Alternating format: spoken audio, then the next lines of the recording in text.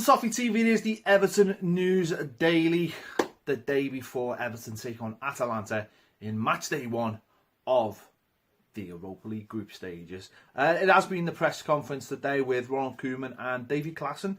Ronald Koeman confirmed Wayne Rooney would start the game. He said Rooney is a great player and he showed it from the start of the season. I need to talk to the players about the team first, but he is part of the team tomorrow and he travelled and he's looking forward to the competition. So he's also said he won the title last year with Man United. They had a great season in the Europa League. So him just basically confirming that Wayne Rooney will be involved in the game, or certainly will start the game, which is no real surprise.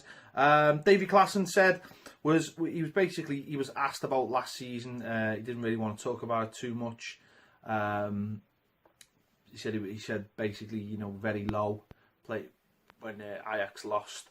And then he was asked about this season. He said it is a different speed, different intention. He said that is what I wanted. I wanted something else, and it is something bigger.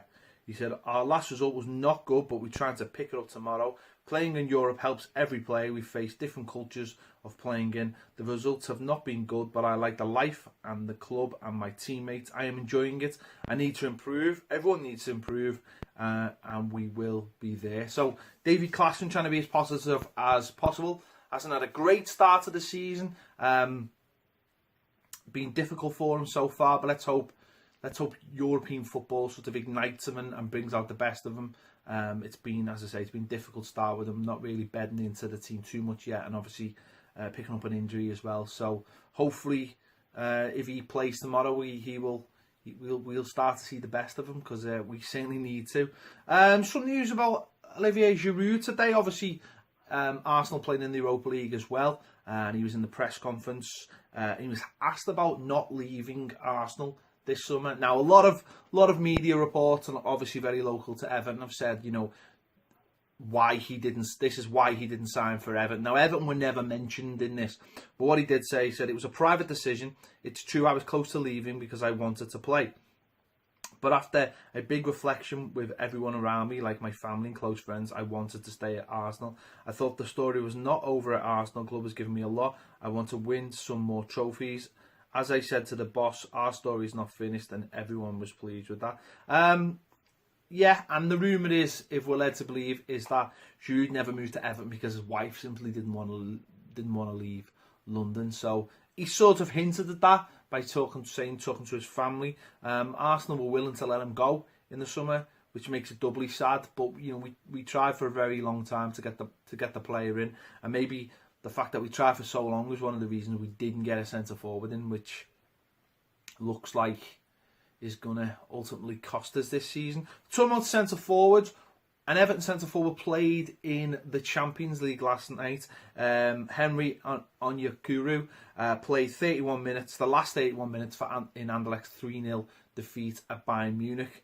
As I said, in the Champions League. So it's interesting that we've got a player on loan. We're desperate for a striker, and we've got a striker on loan, and he's playing in the Champions League. Now, that's, obviously he's on loan for the season, so there's not much we can do about that. But it is great that this kid is on loan and he's playing in the Champions League. Okay, he might have only played 31 minutes, but, that's what fantastic experience that for next season, when hopefully he'll join up with the Everton team and become a first team regular. So, brilliant experience for him. Someone to keep an eye out in these Champions League rounds. I'm sure everyone is watching the Champions League anyway, but it's good to have someone you can actually track and follow for the meantime anyway. So yeah, so obviously big game tomorrow. 6 o'clock kickoff here in the UK. It is on BT, and I believe BT are putting it out live as well on a stream. All the details can be found online. So if you haven't got BT, you'll be able to watch this game for free. So make sure you check out Everton's Twitter and Facebook and the website, and I'm sure all the details will be on there, and BT's as well. As I say, it's a 6 o'clock kickoff here in the UK, and it'll be going out for free on the BT stream. So make sure you check that out if you've been struggling to find a way of watching the game, because obviously not everyone has BT.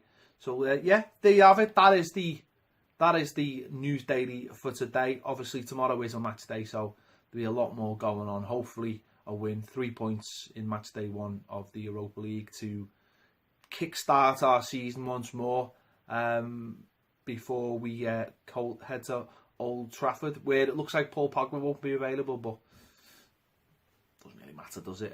Thanks for watching Toffee TV. Thanks for watching the Everton News Daily, and I'll see you later.